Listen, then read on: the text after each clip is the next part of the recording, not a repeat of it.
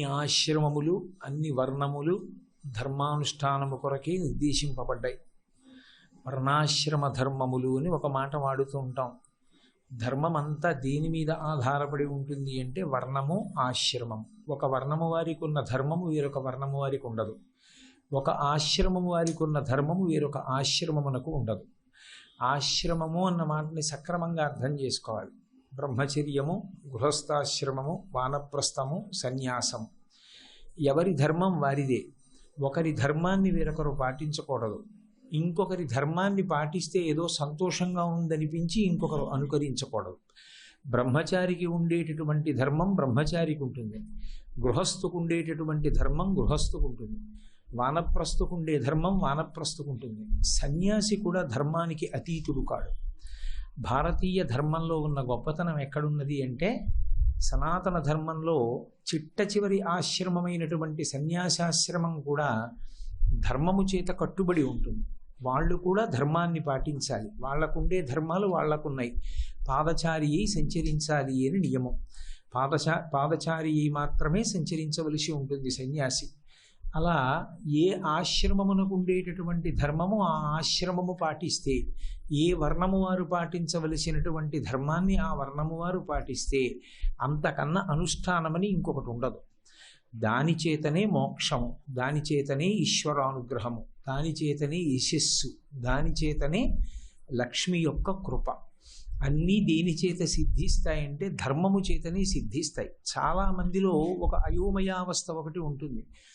భగవద్భక్తి చేత అన్నీ సాధించుకోవచ్చు అని ఒక ఆలోచన. కేవలము భగవద్భక్తి అన్న పేరుతో ఏదో బాహ్యంలో ఉండేటటువంటి కొన్ని ద్రవ్యాల్ని తీసుకొచ్చి ఈశ్వరుణ్ణి ఆరాధన చేసినంత మాత్రం చేత ఈశ్వరుడు తృప్తి పొందేటటువంటి వాడు కాడు. ఎందుచేత అంటే ఈ సమస్త చరాచర ప్రపంచము ఆయన చేతనే సృజింపబడింది.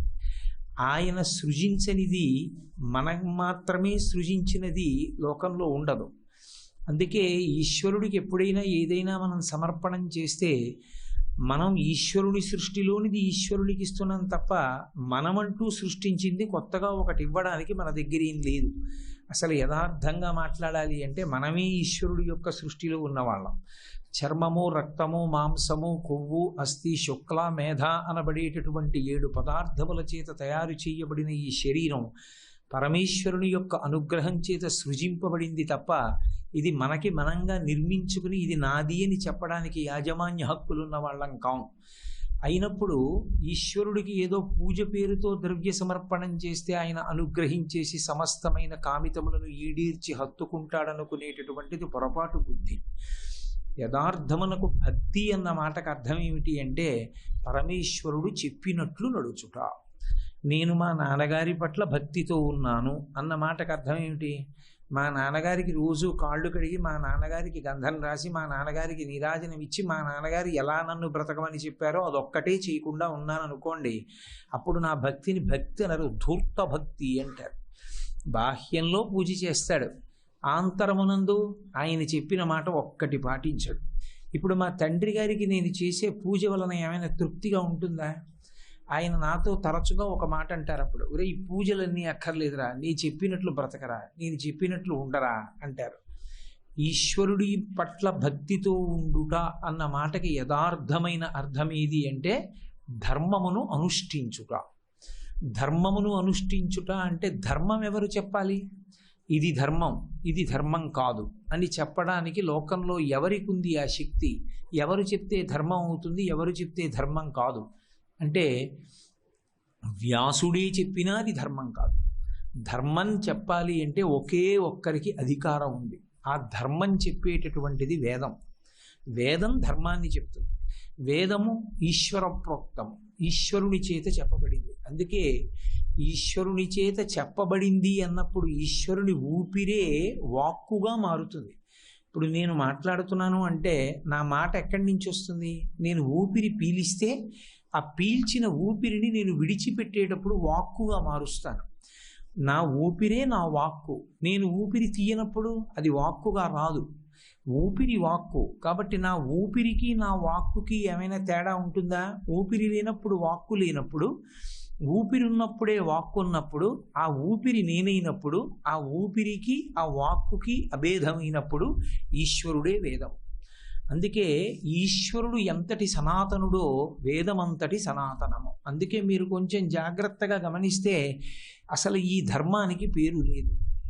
హిందూ మతము అని ఏదో తర్వాతి కాలంలో ఎవరో పిలిచారు తప్ప యథార్థమునకు ఈ ధర్మమునకు ఏ పేరు లేదు. ఏ పేరు లేకపోవడానికి కారణం ఒక్కటే.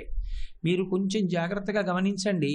కోటేశ్వరరావు అనబడేటటువంటి వాడు ఒక్కడే ఉన్నాడు అనుకోండి సృష్టి మొత్తానికి. కోటేశ్వరరావు అని పిలిచారనుకోండి, నేను ఒక్కడే పలుకుతాను. అదే కాకినాడ నుంచి నేను బయలుదేరి హైదరాబాద్ వచ్చినప్పుడు ఈ సభలో 50 మంది కోటేశ్వరరావులు ఉన్నారనుకోండి, నన్ను పిలవాలి అనుకుంటే కాకినాడ కోటేశ్వరరావు అని పిలవాలి. పిలిస్తే నేను పలుకుతాను, లేకపోతే 51 మంది కోటేశ్వరరావులు పలుకుతారు. ఒకానొక నాడు ఈ ధర్మం తప్ప ఈశ్వర మార్గాన్ని చెప్పడానికి వేరొకటి లేదు. అనాదిగా ఉన్నది ఏది అంటే ఇదొక్కటే ధర్మం. ఇదొక్కటే కాబట్టి దీనికి పేరు ఉండవలసిన అవసరం లేకపోయింది. కానీ ఆ తరువాత అనేకమైనటువంటి మతములు వచ్చాయి. మతములు అంటే ఒకరి యొక్క మతి నుండి పుట్టినవి, ఒకరి అభిప్రాయముగా వచ్చినవి. ఈశ్వర ప్రోక్తమైనటువంటి వేదాన్ని ప్రమాణంగా స్వీకరించి వచ్చినటువంటిది సనాతన ధర్మము. ఈ సనాతన ధర్మానికి ఒక పేరు ఉండవలసిన అవసరం లేకపోయింది. అందుకే దానికి సనాతన ధర్మము అని పిలిచి ఊరుకున్నారు. దీని ఆయువు పట్టంతా ఎక్కడుంది అంటే ధర్మమునందే ఉంది. ధర్మము అన్న మాటకు అర్థం ఏమిటంటే వేదములో చెప్పబడినటువంటి జీవన విధానమును అర్థం చేసుకోవడం, వేదం ఎలా చెప్పిందో అలా బ్రతకడం అంతే. వినా ఇంకొక మార్గం ఉండదు. అలా బ్రతికితే ఈశ్వరుడి యొక్క అనుగ్రహానికి పాత్రుడైపోతాడు. ఇక కొత్తగా ఈశ్వరానుగ్రహానికి ఆయన ఏం చెయ్యాలి అన్న ప్రశ్న రాదు. ఎవడు ధార్మికమైన జీవనం చేస్తున్నాడో వాణ్ణి ఎప్పుడూ ధర్మము రక్షిస్తూ ఉంటుంది. అంటే ధర్మము రక్షించుట అంటే ధర్మం ఒక రూపాన్ని పొంది రక్షిస్తుందని కాదు. ధర్మమే ఈశ్వరుడు కనుక, ఆయన చెప్పినదే ధర్మం కనుక ఆ ధర్మాన్ని ఎవరు పాటిస్తున్నాడో వాణ్ణి ఈశ్వరుడే రక్షణ చేస్తూ ఉంటాడు. అందుకే ధర్మో రక్షతి రక్షితః. ఈ ధర్మాన్ని అనుష్ఠింప చేయడానికి మనందరి యందు కూడా ధర్మమునందు బుద్ధిని బాగా స్థిరంగా నిలపడానికి ఋషులు అద్భుతమైనటువంటి వాంగ్మయాన్ని ఇచ్చారు. ఈ వాంగ్మయము కల్పింపబడినటువంటి వాంగ్మయము కాదు. అందుకే ఈ వాంగ్మయాన్ని పేరు పెట్టి పిలిచినప్పుడు ఏమని పిలుస్తారంటే ఇతిహాసములు అని పిలుస్తారు. ఇతిహాసము అని పిలవడానికి కారణం ఏంటంటే ఇది కల్పింపబడినటువంటి కథ కాదు. ఇతిహాసం, ఇది ఇట్లే జరిగినది, అందులో ఏమీ అనుమానం లేదు. యథార్థంగా ఎలా కథ జరిగిందో అలాగే వ్రాయబడింది. అందుకే మీరు కొంచెం జాగ్రత్తగా గమనిస్తే రామాయణ భారత భాగవతముల యందు ఎవరు కర్తయో ఆయన కూడా అందులో ఒక వ్యక్తిగా ఉంటాడు. పాత్ర అన్న మాట వాడకూడదు. పాత్ర అని ఎప్పుడంటారంటే అది కల్పింపబడిన సాహిత్యం. అయితే కృతకంగా ఎవరో కథ వ్రాసాడు అనుకోండి, ఆ కథ కల్పింపబడిన కథ. కల్పింపబడిన కథలో ఎవరో కథానాయకుడు, కథానాయకి, ప్రతినాయకుడు ఉన్నారనుకోండి, వాళ్ళని పాత్రలు అంటారు. ఎందుకంటే వాళ్ళు యథార్థముగా ఉన్నవాళ్ళు కారు. కానీ పౌరాణిక వాంగ్మయం ఇతిహాసముల యందు చెప్పబడినటువంటి వ్యక్తులు ఎవరున్నారో వాళ్ళని పాత్రలని పిలవకూడదు. కృష్ణుడు పాత్ర, రాముడు పాత్ర అనకూడదు. అలా అంటే అది కల్పింపబడినది అని, అది యథార్థమే. అందుకే రామాయణం రచించేటప్పుడు వాల్మీకి రామాయణం రచన చేసిన కేవల కవిగా ఉండరు. వాల్మీకి మహర్షి రామాయణ కథలో ఒక వ్యక్తి. అందుకే సీతాదేవిని ఎవరి ఆశ్రమంలో దిగబెట్టారు అంటే వాల్మీకి మహర్షి ఆశ్రమంలోనే దిగబెట్టారు. వాల్మీకి మహర్షి కూడా రామాయణంలో ఒక వ్యక్తి. మహాభారతం వ్యాసుడు కర్త అయితే వ్యాసుడు మహాభారతాన్ని కేవలం రచన చేసి ఊరుకోవడం కాదు, మహాభారతంలో ఎన్నో చోట్ల ప్రముఖమైనటువంటి స్థానాన్ని వ్యాస మహర్షి పోషించారు. అసలు భరతవంశం నిలబడడానికి ఆయన ప్రధానమైన కారకుడయ్యాడు. అందుకే కాల్పనిక వాంగ్మయము కానిది యథార్థమైనది జరిగిన దానిని ఇతిహాసం అని పిలుస్తారు. ఈ ఇతిహాసముల యందు మళ్ళీ కావ్యము అని ఒకటి ఉంటుంది. కావ్యము అంటే ప్రియుడు ప్రియురాలితో ఎంత అనునయంగా మాట్లాడతాడో అంత మధురమైనటువంటి సంభాషణలతో కూడుకున్నదై అటువంటి వాక్కులతో నిండినదైతే దాన్ని కావ్యము అని పిలుస్తారు. అందుకే అలా ఎప్పుడైనా మాట్లాడితే ఆయన కావ్య భాషను ఉపయోగించారండి అంటారు. కావ్య భాషను ఉపయోగించారు అంటే పరమ అనునయంగా మాట్లాడారు అని. మిత్రవాక్యము అని ఒక స్నేహితుడు ప్రమాదంలో పడిపోకూడదు అని వేరొక స్నేహితుడు మాట్లాడితే ఎలా ఉంటుందో, స్నేహితుడన్న మాట కూడా తక్కువ స్థాయి, మిత్రుడే. మితము నుండి ఋతమునకు తీసుకెళ్ళగలిగినటువంటి మిత్రుడు వేరొక మిత్రుడి యొక్క సంక్షేమాన్ని కాంక్షించి మాట్లాడితే ఎలా ఉంటుందో అటువంటి వాక్కుని మిత్రవాక్కు అంటారు. ఆ మిత్రవాక్కుతో కూడుకున్నది పురాణం. రాజశాసనం ఎలా ఉంటుందో అలా అనునయించి మాట్లాడడం, మిత్రుల్లా మాట్లాడడం ఉండదు. రాజు శాసనం చేస్తే ఎలా ఉంటుందో అలా శాసించి మాట్లాడేది వేదం. సత్యం వద ధర్మం చర, ఈ రెండే. అసలు మీరు యథార్థమైనటువంటి ఆలోచన చేస్తే సమస్త వాంగ్మయము యొక్క సారము ఈ రెండు మాటలే. సత్యం వద ధర్మం చర, సత్యమును పలుకు, ధర్మమును అనుష్ఠించు. ఇక ఎక్కడ ఎప్పుడు ఎవరు చెప్పనివ్వండి, ఈ రెండు మాటలను దాటి చెప్పగలిగిన వాళ్ళు ఇంకొండరు. అదే సనాతన ధర్మము యొక్క గొప్పతనం. ఎవరు చెప్పనివ్వండి, లోకల్లో తర్వాత వచ్చినటువంటి ఎన్ని మతాలు రానివ్వండి, ఎవరు చెప్పనివ్వండి, సత్యం వద ధర్మం చరా కన్నా దాటి మేము కొత్తగా ఓ గొప్ప విషయం చెప్తాం అని చెప్పడానికి ఉండదు. ఇంకా ఈ రెండిటినీ చెప్పినది ఎవరు అంటే సనాతన ధర్మమే. అందుకే ధర్మము అన్న మాట ప్రాణప్రదం. ఆ ధర్మము అన్న మాట అసలు చాలా విశ్వాసముల యందు లేనే లేదు. అందుకే ఇంగ్లీష్ భాషలో మీకు ధర్మము అన్న మాటకి తుల్యమైన మాట కనపడదు. కనపడక వాళ్ళు ఎప్పుడైనా ధర్మ అధర్మ అని రెండు మాటలు వాడవలసి వస్తే ఇంగ్లీష్లో వాటిని ధర్మ అధర్మ అనే రాస్తారు, DHARMA అని రాస్తారు తప్ప ధర్మము అన్న మాటకి తుల్యమైన మాట వాళ్ళకి అసలు లేనే లేదు ఇంగ్లీష్ భాషలో. అంటే అసలు ధర్మం అన్న మాట ఒకటి లేదు వాళ్ళకి. ఇక ధర్మ ప్రచారం ఏమిటి? ధర్మం అన్న మాట ఉన్నది ఎవరికి అంటే ఒక్క సనాతన ధర్మమునకే ఉంది. ఆ సనాతన ధర్మం ఒక్కటే ధర్మాన్ని మాట్లాడగలదు, ఆ ధర్మాన్ని అనుష్ఠింప చెయ్యగలదు. ఇందులో మళ్ళీ ప్రత్యేకించి కేవలము ధర్మాన్ని మాత్రమే లోకంలో ఆవిష్కరించడానికి వచ్చినటువంటి అవతారం రామచంద్ర ప్రభువు యొక్క అవతారం. దశావతారములని మనకి ఉన్నాయి. వెంకటేశ్వరుణ్ణి పిలుస్తూ అంటారు, వేదోద్ధారణ మందరాభరణ వృద్ధి ధర్మ నిర్మాణ ప్రహ్లాదత్రాణ బలి ప్రతారణ నృపాహంకార నిర్వాపన వైదేహీ రమణ ధనంజయ జయ వ్యాపార పారీణ క్షోణీ దివ్యత్కరుణ తమోహరణ తండ్రి వెంకటేశ ప్రభో అని. ఇందులో ఒకటి మత్స్యావతారం, కూర్మావతారం, ఇలా అనేకమైన అవతారాలు ఉన్నాయి. ఇన్ని అవతారాలలోనూ మీరు గమనిస్తే అంతర్లీనంగా ఒక లక్షణం కనబడుతుంది. ప్రధానంగా ఆ అవతారము యొక్క ప్రయోజనము ఏదో ఆ ప్రయోజనాన్ని నెరవేర్చడానికి వస్తుంది అవతారం. అవతారము అంటేనే క్రిందికి దిగి వచ్చుట. తార అంటే పైన ఉండడం, అవతార అంటే కిందికి రావడం. పరమేశ్వరుడు క్రిందికి దిగి వస్తే ఎందుకు దిగి వస్తాడు అంటే అవతారంగా లోకంలో ధర్మాన్ని నిలబెట్టడానికే వస్తాడు. అందుకే కృష్ణ భగవానుడిగా భగవద్గీత చెప్తే పరిత్రాణాయ సాధూనాం వినాశాయ చ దుష్కృతాం ధర్మ సంస్థాపనార్థాయ అంటాడు.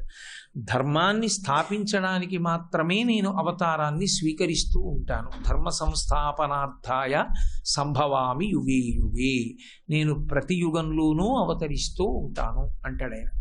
అటువంటి పరమేశ్వరుడు ధర్మ సంస్థాపనకు అంత పెద్ద పీట వేసినప్పటికీ దశావతారాల్లో మిగిలిన అవతారాలన్నీ ఒకెత్తు, ఒక్క రామచంద్రమూర్తి అవతారం ఒక్కటి ఒకెత్తు.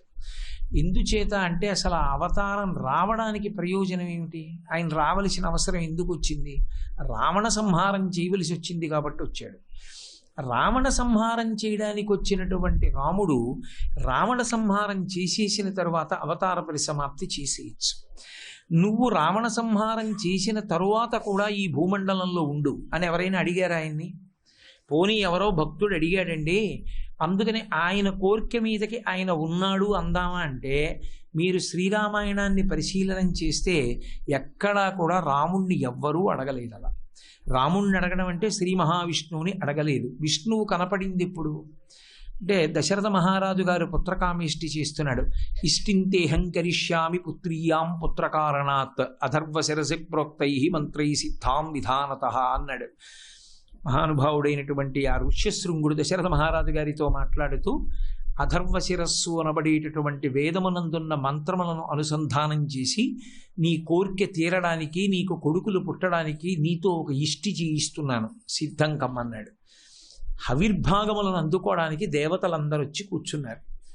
సహజం చతుర్ముఖ బ్రహ్మగారు కూడా వచ్చారు. ఆయన పితామహుడు, సభకి ఆయన సృష్టిని చేసినవాడు కాబట్టి ఆయన సభకి ఆధ్యక్షమునందు ఉంటాడు, పెద్దవాడు కాబట్టి. ఆయన వచ్చాడు అంటే అందరూ లేచి నిలబడతారు, అది గౌరవం.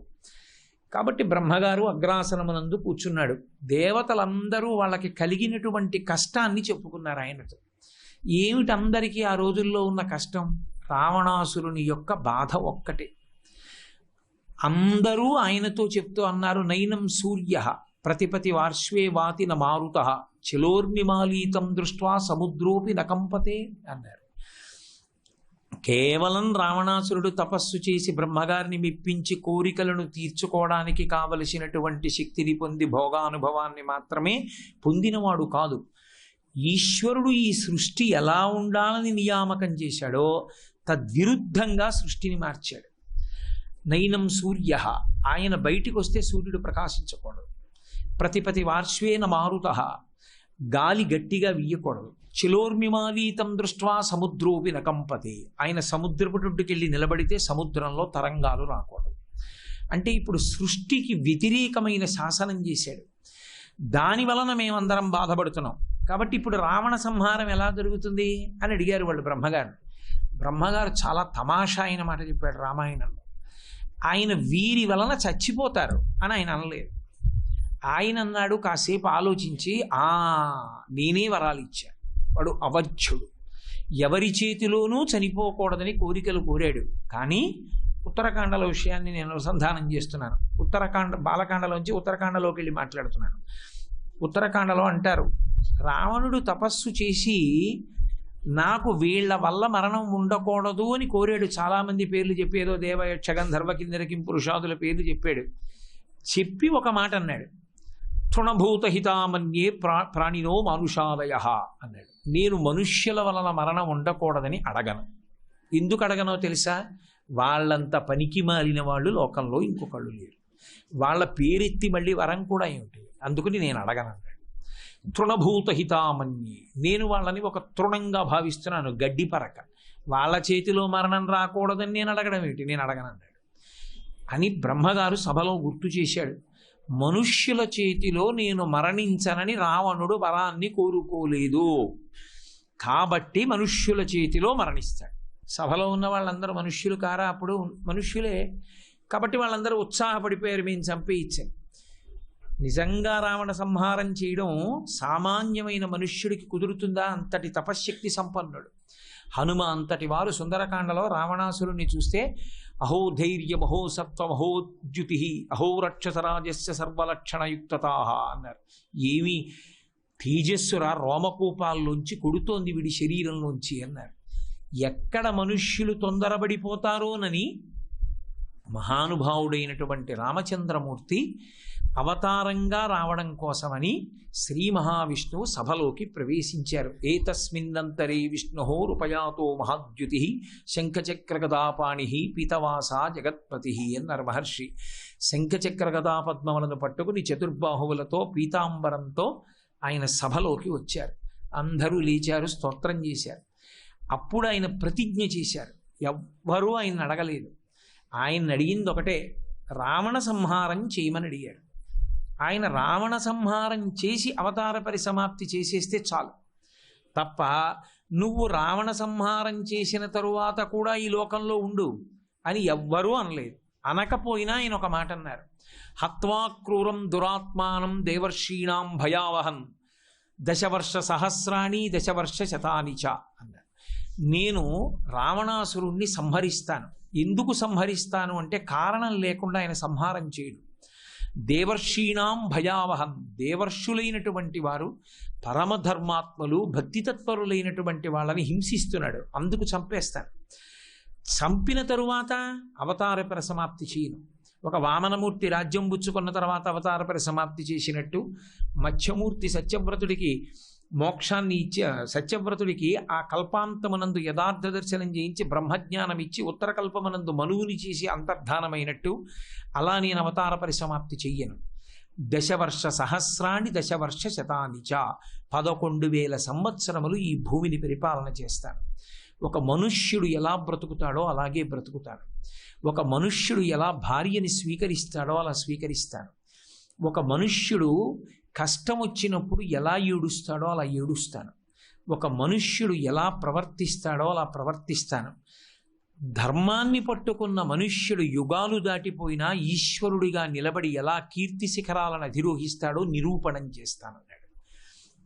అందుకే అసలు మనుష్య జాతి యొక్క కీర్తిని నిలబెట్టిన అవతారం అంటూ ఏదైనా ఉంటే ఒక్క రామావతారమే.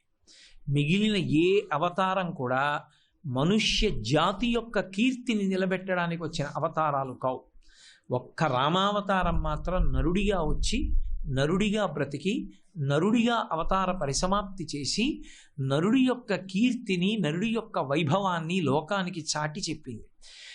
రాముడు త్రేతాయుగానికి సంబంధించినవాడు అయినా రామనామం కానీ రామ కథ కానీ ఇప్పటికీ లోకంలో చెప్పబడుతోంది. ఇప్పటికీ కాదు, ఆయనే ఒక మాట చెప్పారు ఉత్తరాఖండలో స్వామి హనుమను ఉద్దేశించి, మత్కథా ప్రచరిష్యంతి యావల్లోకే హరీశ్వర తావద్రమస్య సుప్రీతో మద్వాక్యమనుపాలయన్ అన్నారు. ఎంతకాలము రామకథ ఈ లోకంలో చెప్పబడుతూ ఉంటుందో హనుమా నువ్వంతకాలము ఈ భూమండలం మీద ఉండు. ఎక్కడ రామకథ చెప్తుంటే అక్కడికి స్వామి హనుమ అందరికన్నా ముందు వచ్చి కన్నుల నీరు కారుస్తూ కథాశ్రవణం చేస్తారట. ఆఖరణ బాధపడుతూ వెళ్ళిపోతారట. కాబట్టి నా కథ ఎక్కడ చెప్పబడుతూ ఉంటుందో అక్కడికి నువ్వు వెళ్ళు. నా కథ ఎంతకాలం ఉంటుందో అంతకాలము మనుష్యత్వం ఉంటుంది. అది అంతర్లీనం. రాముడు కథ ఎంతకాలము చెప్పబడుతుందో, రాముడు ఎంతకాలము కీర్తింపబడతాడో, రాముడు ఎంతకాలము జ్ఞాపకము చేసుకోబడతాడో అంతకాలము మనుష్యత్వం ఉంటుంది. రామ కథ చెప్పడం ఆగిపోయినా, రామాయణం చదవకపోయినా, రామాయణం లోకంలో వ్యాప్తిలో ఉండకపోయినా మనుష్యత్వం పోతుంది. మనిషిలోనే రాక్షసుడు ఉంటాడు. కలియుగంలో రాక్షసునికి వేరు ఉపాధి ఉండదు. మనుష్యుని యొక్క హృదయమునందు ఉంటాడు. రాక్షస విజృంభణం జరుగుతుంది. మనిషి రాక్షసుడు కాకుండా ఉండాలి అంటే రామాయణం చదువుతూ ఉండాలి. అందుకే రాముడు ఎక్కడుంటాడో కాముడు అక్కడ ఉండడు. కాముడు తొలగి ఆనందం నిలబడాలి అంటే రాముడికి గుండెల్లో చోటు ఇవ్వాలి. రాముడికి గుండెల్లో చోటు ఇవ్వడానికి మార్గం ఏది అంటే రామనామ భజనము, రామకథా సంకీర్తనము, శ్రీరామాయణ ప్రవచనం. శ్రీరామాయణంలో ప్రధానంగా రామచంద్రమూర్తి నరుల యొక్క ఖ్యాతిని నిలబెట్టడానికి వచ్చినటువంటి అవతారమై నరుడి యొక్క వైభవాన్ని చాటి చెప్పడానికి ఆయన స్వీకరించిన మార్గం ఏది అంటే ధర్మానుష్ఠానమే. 24,000 రామాయణ శ్లోకాలన్నిటినీ మీరు జాగ్రత్తగా పరిశీలనం చేస్తే మీకు 3 విషయాలు కనపడతాయి. మీరు చాలా జాగ్రత్తగా గమనించవలసినటువంటి విషయం 3 విషయాలు మీకు రాముడి విషయంలో కనపడతాయి. ఒకటి, రాముడికి భోగము కావాలా ధర్మము కావాలా? భోగము అనకుండా పోనీ ఫలితం అనండి. ఫలితము కావాలా ధర్మము కావాలా అని అడిగారు అనుకోండి, రాముడు ఫలితానికి పీట వెయ్యడు, ధర్మానికి పీట వేస్తాడు. నువ్వు ఏ మార్గంలో పని చేస్తున్నావన్నది పక్కన పెట్టేయి, నువ్వు కోరుకున్న కోరిక తీరిపోతుంది ఇలా చేసేయి అన్నారనుకోండి, ఆయన ఒప్పుకోడు. ఆయనకి కోరిక తీరడమా తీరకపోవడమా అన్న దానితో సంబంధం లేదు, ధర్మాన్ని అనుష్ఠించానా లేదా అదొక్కటి. అందుకే రాముడు అంటే ఆనందించువాడు. రాముడు దేని చేత ఆనందిస్తూ ఉంటాడంటే తనకి వచ్చిన ఫలితముల చేత ఆనందించాడు. నేను ఇవాళ ఏం చేశాను అన్న దాంట్లో రాముడి ఆనందం దేని మీద ఉంటుంది అంటే రాముడు ఆ రోజు చేసిన ధర్మానుష్ఠానం మీద ఆధారపడి ఉంటుంది.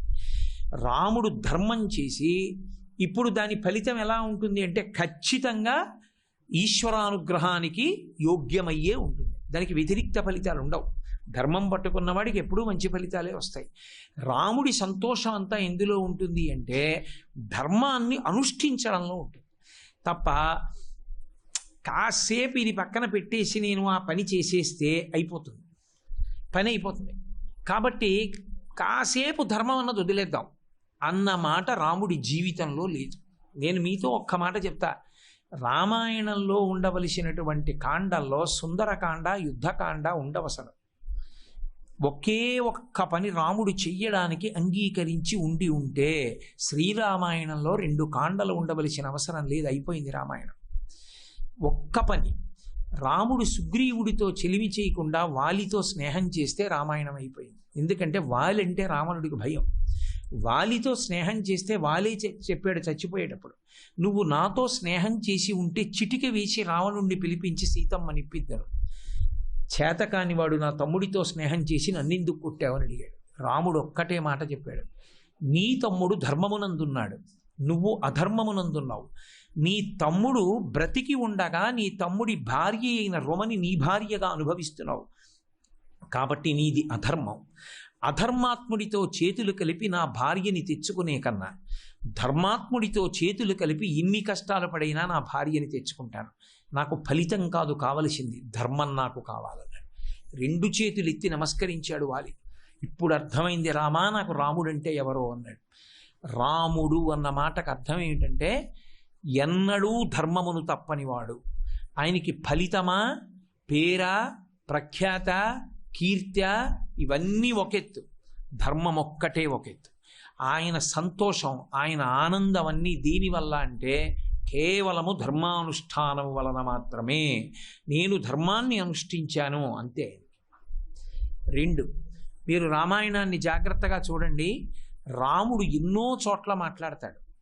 రాముడు ఎన్ని చోట్ల మాట్లాడినా రాముడు చెప్పేది ఎప్పుడూ ఒక్కటే చెప్తాడు.